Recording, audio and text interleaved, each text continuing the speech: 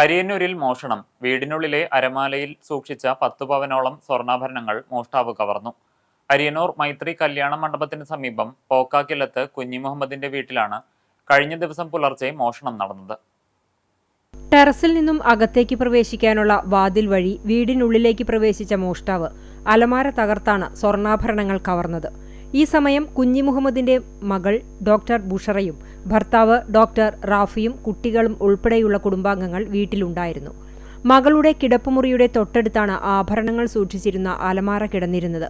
എന്നാൽ ഇവർ അസാധാരണമായ ശബ്ദങ്ങളൊന്നും കേട്ടില്ലെന്ന് പറയുന്നു.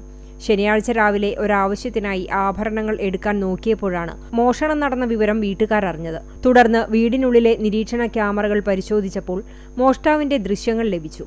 ഇതോടെ ഗുരുവായൂർ പോലീസിൽ വിവരം അറിയിച്ചു.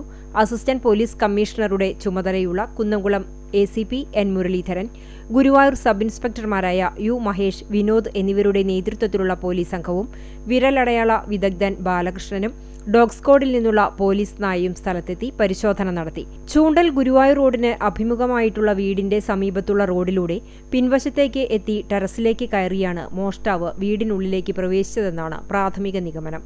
പ്രദേശത്തെക്കുറിച്ച് വ്യക്തമായ ധാരണകൾ ഉള്ളയാളാണോ മോഷ്ടാവ് എന്നതിലും സംശയമുണ്ട്. കഴിഞ്ഞ ദിവസം പാവർട്ടിയിൽ വീട് കുത്തിത്തുറന്ന് മോഷണം നടത്തിയ പ്രതിയെ മണിക്കൂറുകൾക്കകം പോലീസ് പിടികൂടിയിരുന്നു.